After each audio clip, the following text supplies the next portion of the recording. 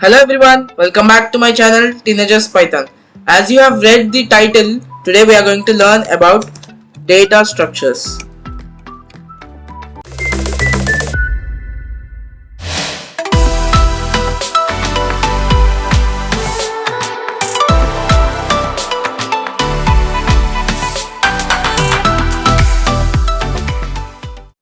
There are three data structures, and the first one we are going to see is a list.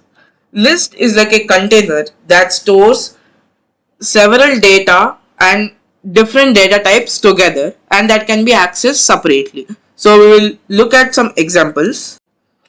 We'll be taking a variable called colors, and this is a list that stores different colors. Lists are always declared in square brackets. So in this you can write multiple data, such as, now we'll write blue. This is a string inside a list. Now we will again write a different one, green. The contents in a list are separated by comma, and we'll write yellow. So we can write as many as we want. So we'll take two more over here, orange, and we'll also take red.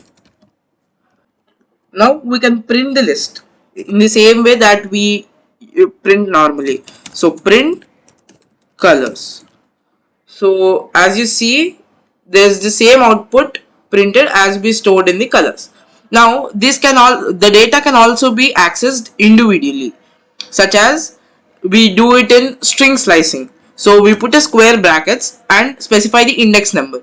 Here the index number is given for data. So blue stands for 0, green is for 1, yellow is for 2. So for suppose if we want yellow, we give 2 in the square brackets and print. So only yellow is printed. So in this way you can access data individually.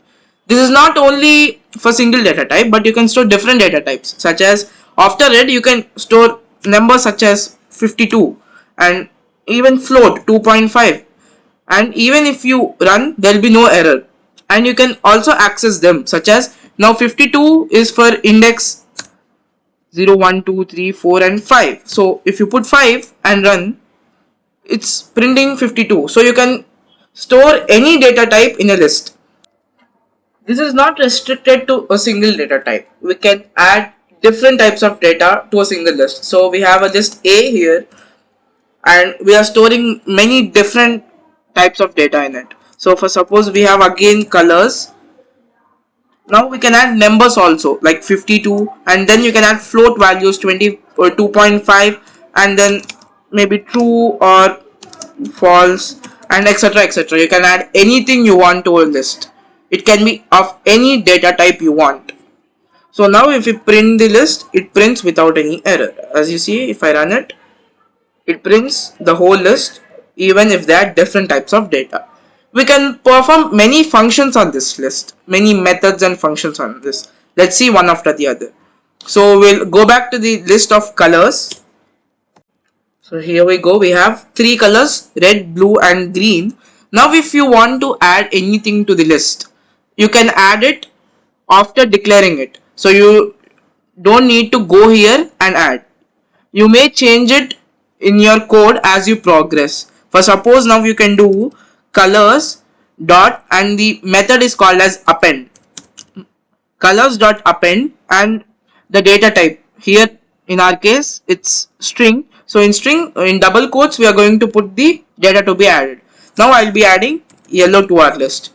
So now if I run, you can see that okay, we didn't print, so we have no output. So now let's print colors again. So as expected, there will be an output of yellow, including yellow. So this is useful to update data later in your code as you progress. So you may require to add multiple data at a time instead of appending different ones. So I'll show you example. Colors dot, here we'll be using extend to add multiple data at a time. So extend in brackets or parenthesis, we'll be putting a list.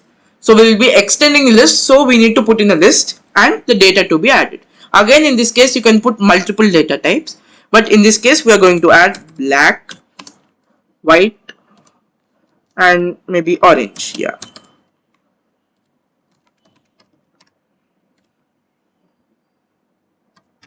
So this will print the list with added. Again, we need to print the list colors.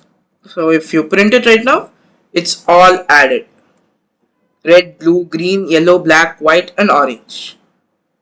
Now we'll be learning insert.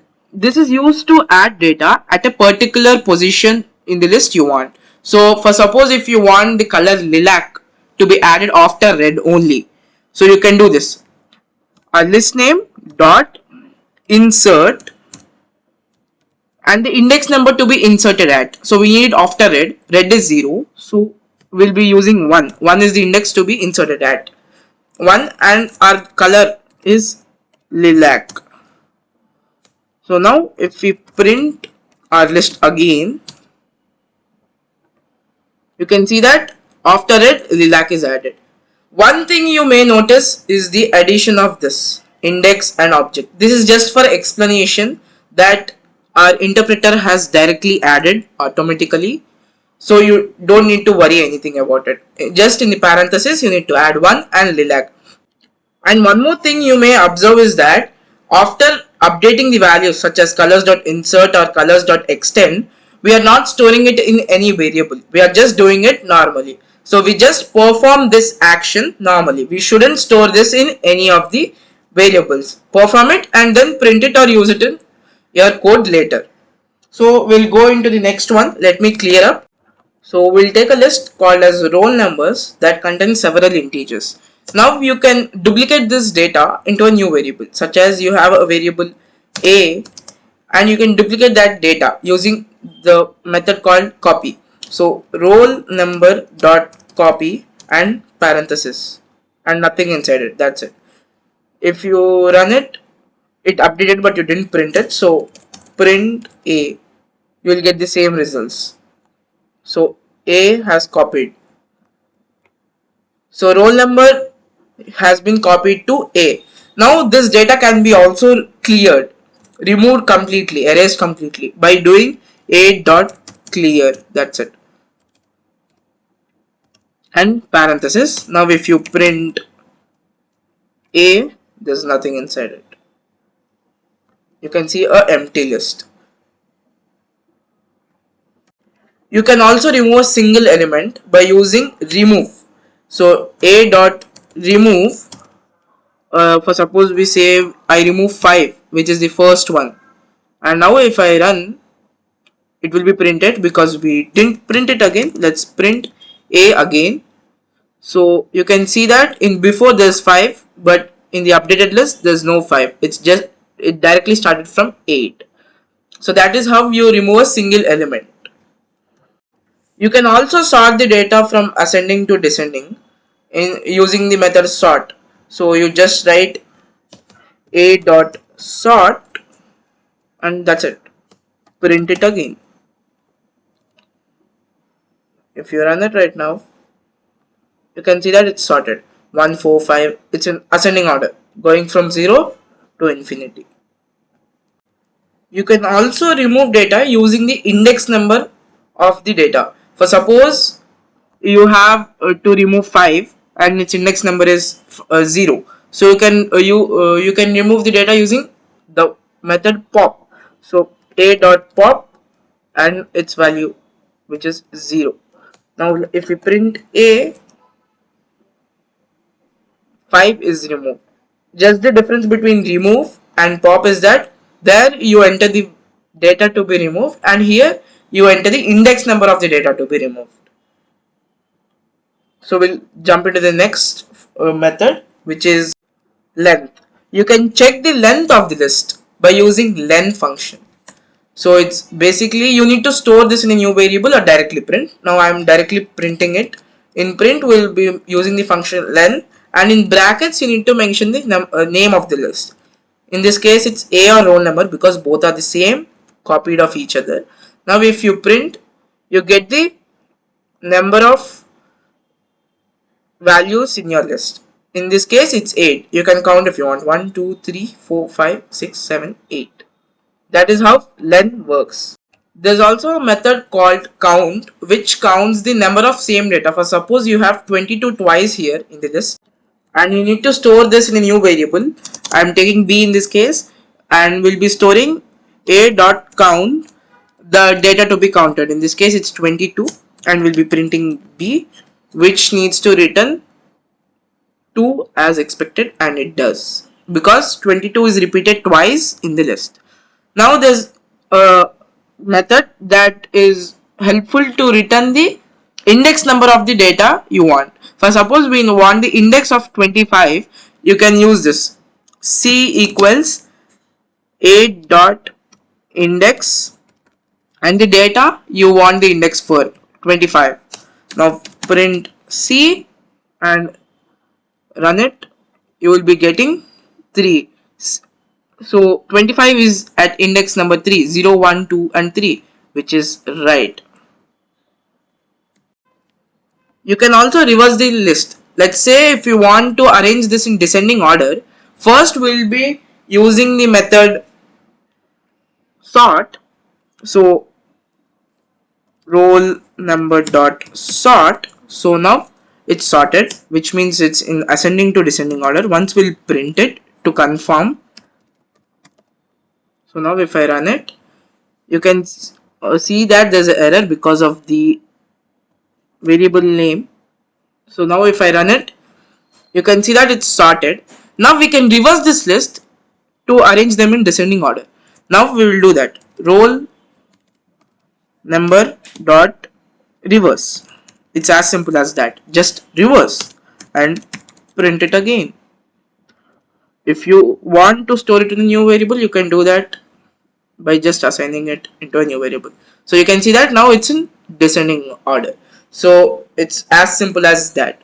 Reverse, just reverse the whole list from opposite side to the 0. So it comes from the last index to the index number 0, arranging it from in the reverse order.